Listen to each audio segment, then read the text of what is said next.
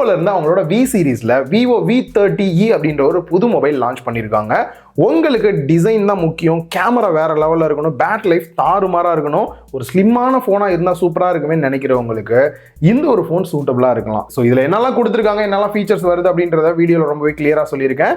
நீங்கள் பார்த்துட்டு இருக்கிறது லவுடலி டெக் சேனல். நான் சுகுமார். வாங்க வீடியோக்குள்ளே போகலாம். குயிக்காக ஒரு அன்பாக்சிங் பண்ணிடலாம். ஃபர்ஸ்ட் க்ளோ ஆகக்கூடிய இந்த ஒரு ரேப்பர் ரிமூவ் பண்ணிடலாம். பிளாக் கலர் பாக்ஸில் ஒரு ரவுண்ட் ஒன்று கொடுத்துருக்காங்கல்ல, இந்த ரவுண்டு எதுக்காக அப்படின்னு உங்களுக்கு தெரிஞ்சது அப்படின்னா கீழே கமெண்ட் பாக்ஸில் கமெண்ட் பண்ணுங்கள். வீடியோ கண்டினியூவாக பார்த்தீங்க அப்படின்னால உங்களுக்கு ஒரு ஐடியா கிடைக்கும்.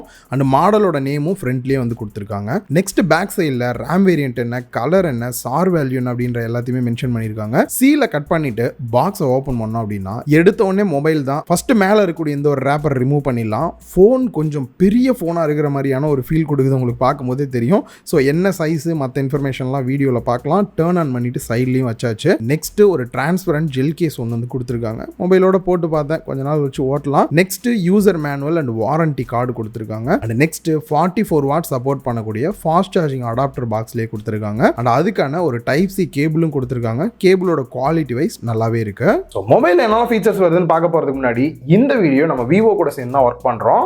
டிசைனுக்கு வந்தோம் அப்படின்னா ரெண்டு டிஃபரெண்ட் டைப்ல நீங்க வாங்கிக்க முடியும். ஒன்னு பேக் சைட் ஃபுல்லா கிளாஸ் பாடியா வாங்கணும் அப்படின்னு நினைச்சீங்கன்னா இந்த வெல்வெட் ரெட் அப்படின்ற கலர் நம்ம கையில இருக்கிறது. அண்ட் அதே மாதிரி இன்னொரு வேரியன்ட் பாத்தீங்கன்னா பிளாஸ்டிக்ல லான்ச் பண்ணிருக்காங்க. அது சில்க் ப்ளூ அப்படின்ற ஒரு கலர்லயும் வருது. ஸோ உங்களுக்கு எந்த கலர் ரொம்ப பிடிச்சிருக்கோ அதை பேஸ் பண்ணி சூஸ் பண்ணலாம். இந்த ப்ளூ கலர் சூஸ் பண்ணீங்க அப்படின்னா வெயிட் கொஞ்சம் கம்மியாகவும் இருக்கிற மாதிரி இருக்கு. சைடு ஃப்ரேம் ரெண்டுலையுமே பாத்தீங்கன்னா பிளாஸ்டிக் தான் கொடுத்துருக்காங்க. இந்த இடத்துல திக்னஸ் அண்ட் வெயிட் அப்படின்னு பார்க்கும்போது பரவாயில்லையே அப்படின்ற மாதிரி தோணுது. திக்னஸ் 7.75 mm, வெயிட் 188 கிராம் கொடுத்துருக்காங்க. அதுலயும் நீங்க ப்ளூ கலர் வாங்குறீங்க அப்படின்னும் போது 179 கிராம் தான் இருக்கு. ஸோ வெயிட் நல்லாவே மேனேஜ் பண்ணிருக்காங்க. ஏன் அப்படி சொல்றேன் அப்படின்னா பேட்டரி கெப்பாசிட்டி 5500 mAh வந்து கொடுத்துருக்காங்க. ஸோ இந்த அளவுக்கு பேட்டரி கெப்பாசிட்டி இன்க்ரீஸ் பண்ணி வெயிட்டையும் நல்லாவே மேனேஜ் பண்ணி கொடுத்துருக்காங்க.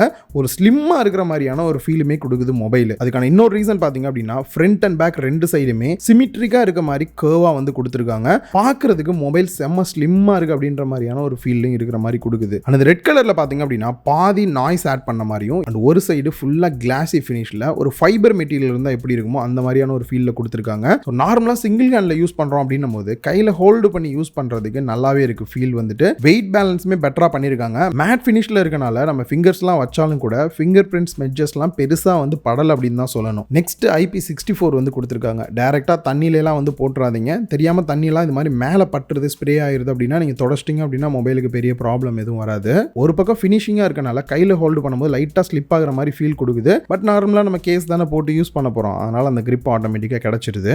பேக் சைட் கேமரா பம்ப் பார்க்கிறதுக்கு குட்டியா அழகா டயல் மாதிரி இருக்கு. ஸோ கொஞ்சம் பிரீமியமான ஃபீல் அழகா தூக்கி கொடுக்குது அப்படின்னே சொல்லலாம். ஓவரால் டிசைன் அப்படின்னு பார்க்கும்போது ஒரு பிரீமியமான மொபைல் ஃபீல் கொடுக்கணும் அப்படின்னு நினைக்கிறீங்கன்னா கண்டிப்பா இந்த மொபைல் அந்த ஃபீலை கொடுக்குது அப்படின்னே சொல்லலாம். நெக்ஸ்ட் டிஸ்பிளேக்கு வந்தோம் அப்படின்னா ஒரு ஃபுல் வியூ டிஸ்பிளேக்கான ஃபீல் நல்லாவே கிடைக்குது. அதுவும் கர்வ்டு டிஸ்பிளேவா இருக்கனால லெஃப்ட் அண்ட் ரைட் பெசல் செம கம்மியாயிடுச்சு. டாப் அண்ட் பாட்டம்லயுமே நல்லா கம்மியா இருக்கிற ஃபீல் தான் வந்து கொடுக்குது.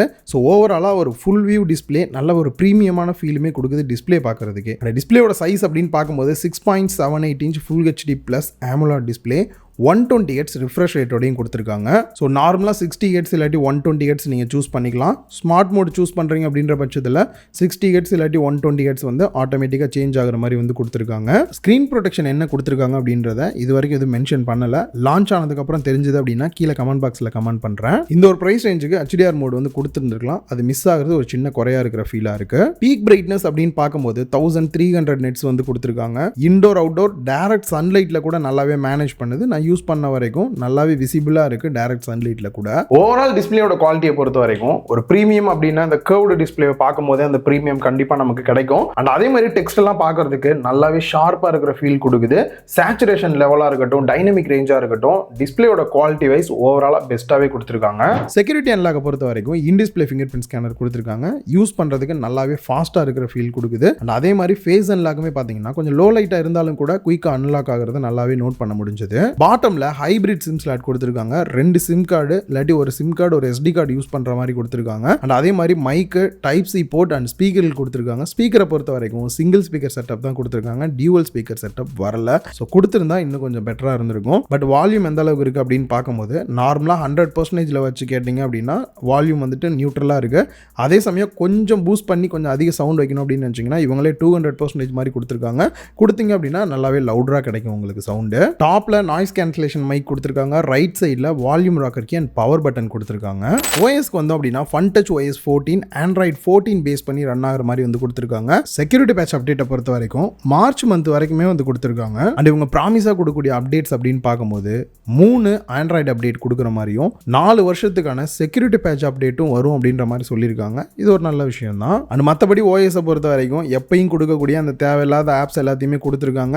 நீங்கள் அன்இன்ஸ்டால் பண்ணிட்டீங்க அப்படின்னா ஒரு கிளியராக இருக்கிற ஃபீல் வந்து உங்களுக்கு கொடுக்குது. அண்ட் அதே மாதிரி விவோட ஓஎஸ் பார்த்தீங்க அப்படின்னா நல்லாவே யூசர் ஃப்ரெண்ட்லியாக இருக்கும். நிறைய ஃபீச்சர்ஸோடையும் கொடுத்துருப்பாங்க. ஸோ அதுலேயும் நீங்கள் ஃபோன் வாங்கியிருக்கீங்க அப்படின்னா இந்த டைனமிக் எஃபெக்ட்ஸில் போயிட்டு ஒவ்வொன்றுக்கும் உங்களுக்கு பிடிச்ச மாதிரியான எஃபெக்ட்ஸை சூஸ் பண்ணுங்கள்.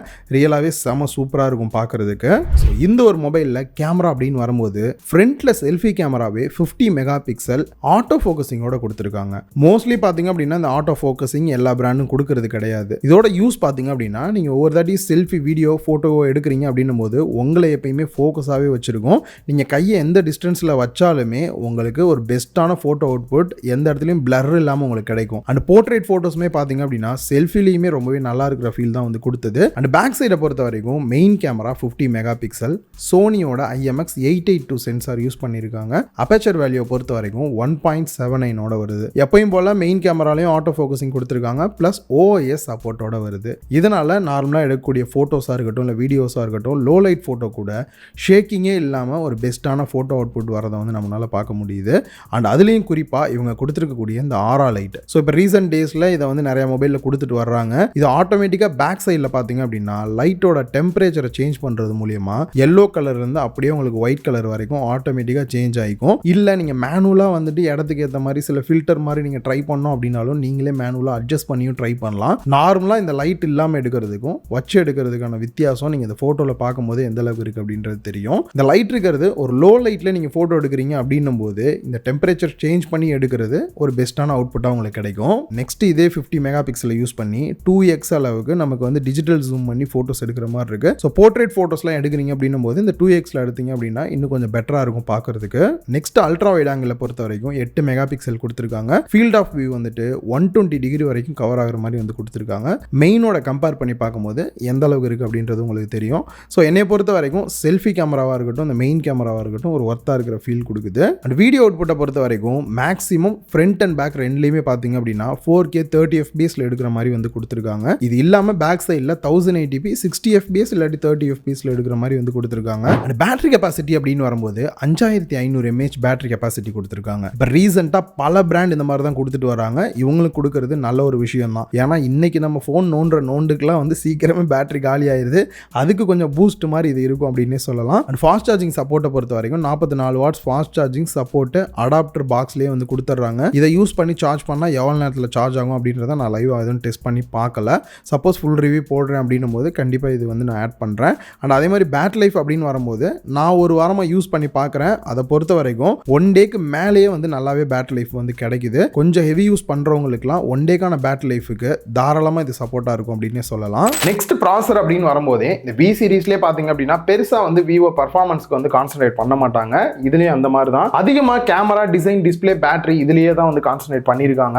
இதில் யூஸ் பண்ணியிருக்க ப்ராசர் பார்த்தீங்கன்னா ஸ்னாப்டிராகன் 6 Gen 1 வந்து யூஸ் பண்ணியிருக்காங்க. இதில் பர்ஃபார்மன்ஸ் மொக்கையா இருக்கா அப்படின்னு கேட்டிங்கன்னா நான் அதிகமாக வந்து யூஸ் பண்ணி பார்த்த வரைக்கும் டெய்லி யூஸ்க்கு நல்லா இருக்கு. லேக்லாம் எங்கேயும் இல்லை. கேம் பிளே கூட நான் விளையாடும் போது எந்த இடத்துல லேக் இருக்கிற ஃபீலுமே இல்லை. அண்ட் நம்ம டெஸ்ட் பண்ணி பார்த்த மொபைல் பார்த்தீங்கன்னா 8GB RAM 256GB internal storage இருக்கக்கூடிய மொபைலில் தான் இப்போ நம்ம கேம் பிளே பண்ணி பார்த்துட்டு இருக்கோம். அன்டுடு பெஞ்ச் மார்க் செக் பண்ண வரைக்கும் 5,70,000 மேலேயே தான் வந்திருந்தது. வைல்ட் லைஃப் எக்ஸ்ட்ரீம் ஸ்ட்ரெஸ் டெஸ்ட்டை பொறுத்த வரைக்கும் 99.5% ஸ்டெபிலிட்டி இருக்கு. ரியலாவே இது ஒரு நல்ல ஸ்கோர் தான். ஸோ மற்றபடி நீங்கள் அதிகமாக ஃபோன் யூஸ் பண்ணுவீங்க அப்பப்போ கேம் பிளேலாம் பண்ணுவீங்க அப்படின்னு நினைச்சாலுமே எந்த இடத்துலையும் லேக் இருக்க போகிறதில்ல. தாராளமாக நீங்கள் யூஸ் பண்ணலாம். அண்ட் ப்ரைஸ் அப்படின்னு வரும்போது 8GB RAM 128GB internal ஸ்டோரேஜோட 28,000 price பண்ணியிருக்காங்க. அதுவே 8GB RAM 256GB இன்டர்னல் ஸ்டோரேஜோட வாங்குறீங்க அப்படின்னா 30,000 ப்ரைஸ் பண்ணியிருக்காங்க.